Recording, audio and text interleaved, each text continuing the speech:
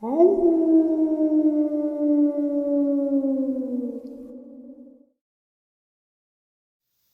greetings and salutations, everyone. I hope everyone is still doing well, and welcome to this night-ending bonus upload. Before we jump into it, a couple links.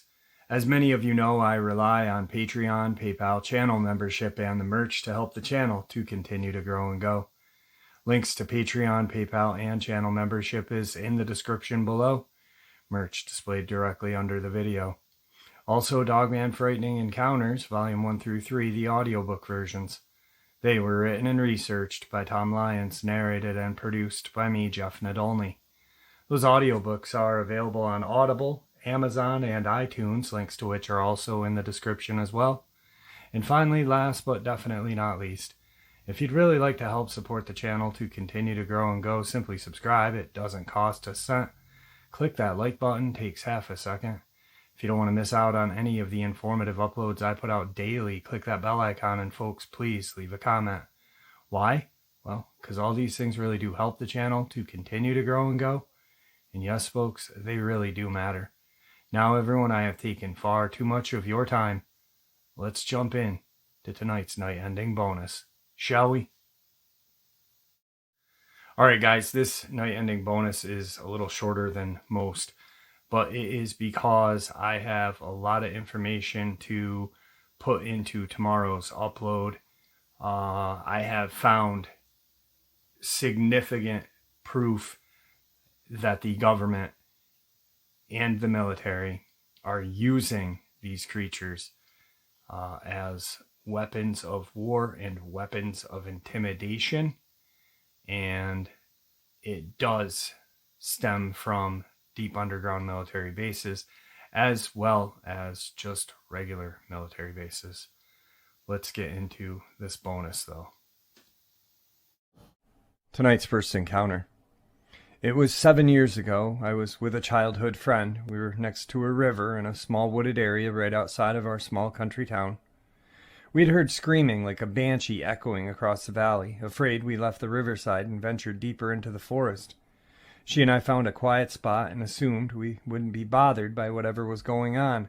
But the screaming kept getting closer, so we collected our belongings and kept going deeper into the woods. We walked along a common trail everyone would take that leads down to another clearing on the river. People would go there to fish, and there was an old home abandoned, deep in the woods. It was quiet for a few minutes as we ventured down this path. Then we heard the screaming come back and even closer than before. The sound of it chills my soul to this day. Then we were about 40 feet from the break in the path leading to the house and down to the river. What crossed our path haunts me to this day. Running on 2 legs right in front of us was what looked like a wolf. 6 feet tall, running on 2 legs. It was gray. It ran faster than anything I've ever seen. All the hair on my body stood on end. I grabbed her and started to run back towards the clearing we had entered from. We kept hearing the screaming, but we didn't dare look back. We made it back 30 feet from the clearing, and she ended up twisting her ankle after tripping over a branch that had fallen in the pathway. She was in a lot of pain. I helped her up and carried her a little. We didn't want to face what was in those woods with us. She ended up hanging herself 5 years later. I don't know if it was a Dogman or some sort of Native American superstition, banshee, what. All I can remember is the terror. I've never been so scared in my life. I want to face it again. I want to hurt it and drive it from those woods. I haven't seen it in all these years. I have no clue what the odds are I will ever face it again, but I do know that I need closure. I have to know what it was in those woods with us that night. I fear for my life going back out there, but I'm done living in fear of what lurks in the dark. If anyone knows how to draw these things out, please let me know. And how do I take one down? My best piece of advice is don't go back out in the woods. Find someone that you can confide in and talk to about this, because the chances of you making it out of those woods alive if you go hunting one isn't going to be good. The chances of you finding another one when you want to find it isn't going to be good. I'm terribly sorry for your friend, and it's a hard loss, but the world doesn't need two people lifeless because of this encounter. Guys, tonight's first video is a very chilling kind of video. Guy is going out in the woods and he stumbles across some sort of creature with, I see red eye shine. It looks very, very terrifying, and this person that spots it sees it and takes off as well. So I don't know if it's 100%, but like I said in all these other videos, the only one that I've ever said I agree is 100% was that Bigfoot video from yesterday.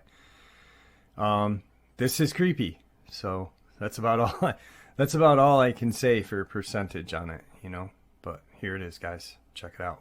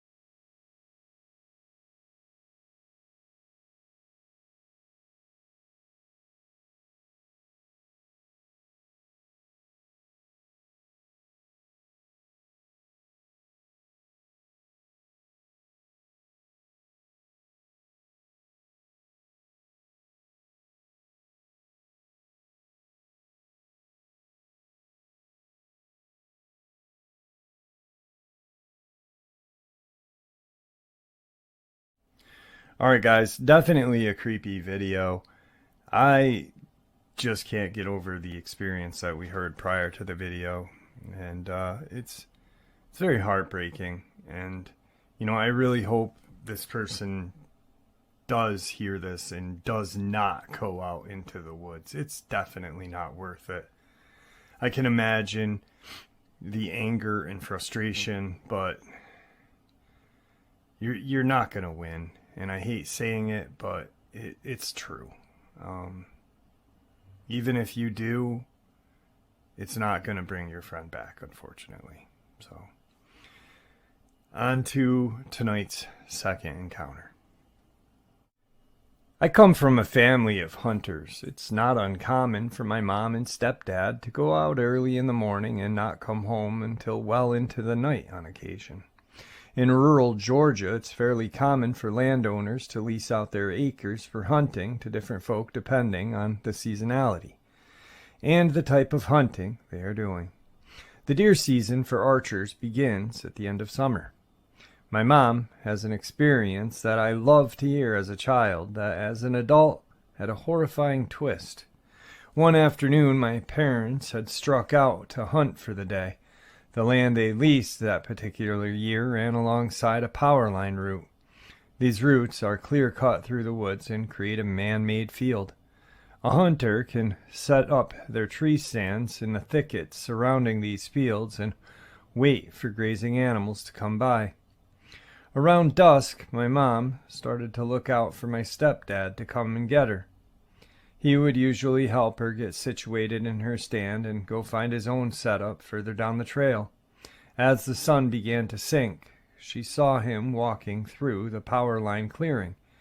My stepdad is a brolic type man that has a wide gait in his walk. He swings his arms a bit as he walks. He walks kind of similar to a caveman to me. Even in the low sinking light, she could make out his silhouette and could see that he was zigzagging from side to side of the clear-cut field. He had obviously forgotten where they had set her up and was trying to find her. So she stood up and started waving her hands to get his attention. At that moment, the creature she thought was my stepdad noticed her. It dropped down onto all fours and darted into the woods, making a strange growl as it did. She waited for what seemed like an eternity for my stepdad to come and get her down. She was terrified and in tears. This was an experience shared many times in my childhood when I asked for a scary hunting experience. They have plenty of them. It's not that I didn't believe my mom, but we all know that the night can play tricks on us and heighten our imagination. So when I asked for this experience in my teenage years, imagine my surprise when my stepdad speaks up. A man of few words and a lack of an imagination. He raised his head at the dinner table. I've never told either of you this, but I think it probably should. That night, the creature wasn't running away from your mother. I was walking along the line of the woods towards her tree stand when I noticed it. I smelled it before I actually saw the thing. It had a pungent odor, almost skunk-like, and it seemed a little over 6 feet, covered in thick, coarse fur. It saw me about the same time as I was drawing back an arrow and taking aim. At first it growled, then dropped on all fours and sprinted towards me as I released the arrow, knocking it in the arm. I was shaking and just missed the intended hit. This creature veered to the side and kept running. To this day, I've always wondered what this creature was. Alright guys, so the second video clip is apparently a group of people going out into a cemetery. It looks like they're looking for probably, it looks like they're going ghost hunting. Well, they end up taking a picture, and you can clearly see something off in the distance that doesn't look like a ghost. And then, as they separate, one of the guys walks up to the woods and has a run-in with something that really doesn't resemble a ghost to me. Check it out.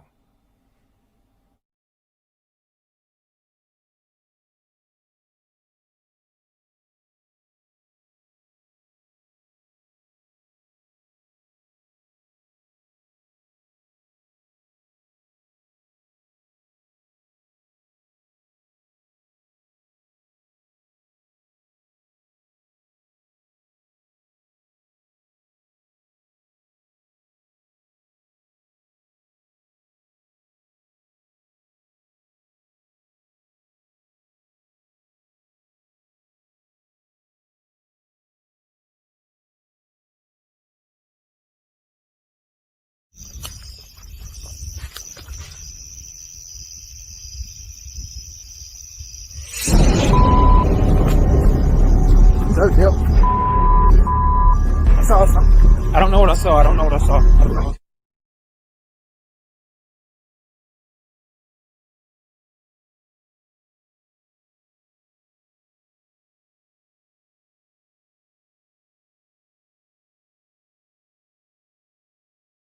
Tonight's final experience just so happens to come from the location that I happen to be going to this weekend. Let's get into it. So, my friend TJ and I, in 2018, used to do a lot of cryptid/ghost hunting, especially because we're from Rhode Island. There's a lot of stories of the area with crazy history. An example is the woods a block from my house that has stone steps in the middle of it, completely out of the way from everything. Basically, long story short, the stairs were from a church that burnt down long ago. Rumor has it people died in the fire, and that's why the woods are haunted. My friend B and I saw some crap in the woods as well. But with this image in your head, now you can understand Rhode Island has a lot of paranormal activity. Back to the main story. TJ and I, one night, found out about the Conjuring house. It was about a 20-minute drive from us, so we decided to check it out. It was 2 in the morning when we started driving there, and a lot of weird stuff started happening. When we got to the first road on the way to the house for reference to how creepy this area is, it's practically out in the middle of the sticks, barely any streetlights, and lastly, the energy is the strangest. It felt like we were being watched all the way to the house. When the GPS said we were 3 minutes away from the house, TJ's radio started glitching, repeating the chorus of a song R.I.P. by Joji. Needless to say, that the vibe got a lot darker after that, and we actually arrived.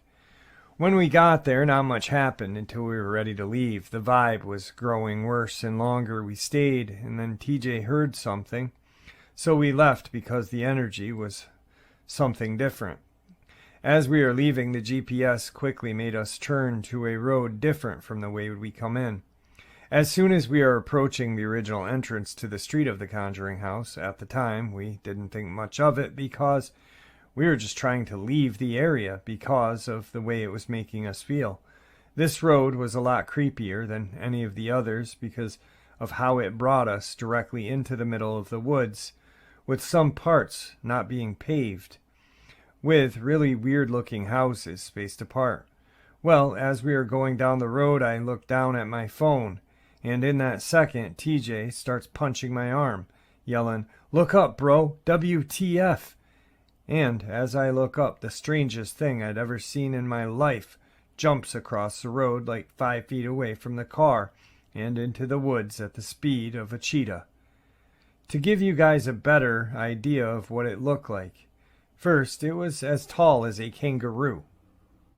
And I mean the tall ones. This thing was easily 7 feet tall. Second, it was jumping in medium-sized jumps. Not sure what the word for the movement is, but quick. How gears work. That's how smooth and fast this thing's legs touched the ground, propelled forward, and repeated. Like in the 4 seconds it took us to drive the car to where it was on the road, it was like hundreds of feet away into the woods. Lastly, the most amazing but strange thing about it was its appearance. It looked like moving energy, a bunch of lines moving together in the shape of an animal. Its colors were crazy, a combination of a neon brown, neon dark green, neon orange, and some other less noticeable colors that sort of filled in the rest of its shape it was taking. As we drive by, we're freaking out, of course, talked about it the whole ride home, trying to make sense of what we saw. We even tried to find the road again that we were on 3 separate occasions, but we were never able to find it. That night changed my life because I never thought I'd see anything like that close. But since then, I've been trying to find answers.